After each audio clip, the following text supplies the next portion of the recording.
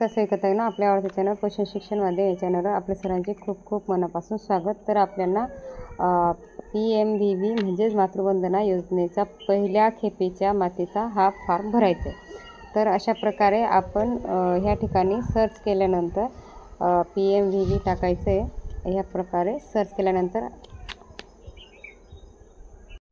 त्यानंतर आपला अशा प्रकारे पेज ओपन झाल्यानंतर आपलं ID आणि पासवर्ड हे सेव्ह असतं. तिथं क्लिक केल्यानंतर ते आपोआप येत असतं. त्याच्यानंतर आपल्याला कॅप्चर टाकायचं आहे. कॅप्चर टाकून आपल्याला लॉग इन ह्या ठिकाणी क्लिक करायचं आहे. लॉग इन केल्यानंतर आपला ID इथं आपोआप येणार आहे. त्यानंतर आपल्याला व्हेरीफाय याला क्लिक करायचं आहे.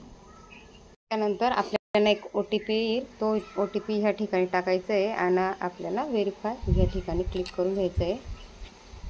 त्यानंतर आपला अशा प्रकारे मातृवंदना योजनेचा फॉर्म हा ओपन होणार आहे. त्यानंतर आपल्याला लँग्वेज सिलेक्ट करून घ्यायची आहे. लँग्वेज सिलेक्ट केल्यानंतर ह्या ठिकाणी जे 3 रेषा आहेत तर त्या ठिकाणी आपल्याला क्लिक करायचं आहे.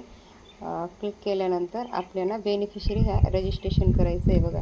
तर डाटा एंट्री म्हटलं आहे ह्या ठिकाणी आपल्याला क्लिक करायचं आहे. क्लिक केल्यानंतर जे पहिलं ऑप्शन आहे बेनिफिशरी रजिस्ट्रेशन त्याला क्लिक करायचं आहे. क्लिक केल्यानंतर अशा प्रकारे हा आपला फॉर्म ओपन होणार आहे. तर आपल्याला मागच्या व्हिडिओमध्ये सांगितल्याप्रमाणे त्या मातेची पूर्ण माहिती आपल्याला इथं टाकायची. माहिती टाकल्यानंतर ह्या ठिकाणी जे आपल्याला कागदपत्र अपलोड करायचे बघा इथं.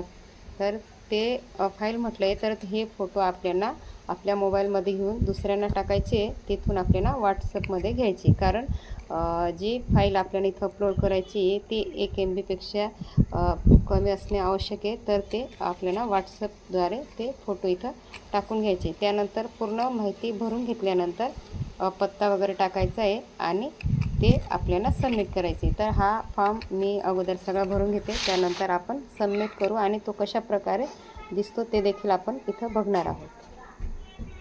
तर आम्ही अशा प्रकारे आपण सर्व फॉर्म भरून घेतलेला आहे. भरून घेतल्यानंतर जी ही फाईल आपल्याला म्हटलं आहे चूज फाईल तर आपल्याला ती आपल्या गॅलरीमधून घ्यायची आहे आणि ती आपल्याला व्हॉट्सअपच्या जी गॅलरी त्याच्यातनं घ्यायची आहे.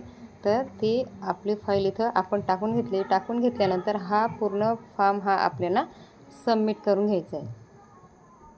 तर आपण बघू शकतो अशा प्रकारे आपलं जे मातेचा फॉर्म आपण सबमिट करून घेतला होता तर त्याचा आपलं सक्सेसफुल इथं पूर्ण माहिती ही सेव्ह झालेली आहे. सेव्ह झाल्यानंतर अशा प्रकारे त्याचं आपल्याला इथं पूर्ण माहिती ही दिसणार आहे. तर त्याची जी आपण माहिती भरली होती ती माहिती ड्रेस पूर्ण आपला अशा प्रकारे दिसत आहे इथं आणि ती माहिती आपली इथं सेव्ह झालेली आहे. तर मी या व्हिडिओच्या माध्यमातून जे तुम्हाला माहिती देण्याचा प्रयत्न केले ते तुम्हाला नक्कीच समजले असेल आणि हा व्हिडिओ तुम्ही इतरांपर्यंत शेअर कराल अशी आशा करते. आणि आपण पुढच्या व्हिडिओमध्ये दुसऱ्या खेपेची माता कशा प्रकारे भरायची आहे आणि त्यांचं लसीकरण ची माहिती आपल्याला कशा प्रकारे भरायची ते सगळं जाणून घेणार आहोत. तर भेटू आपण पुढच्या व्हिडिओमध्ये. धन्यवाद.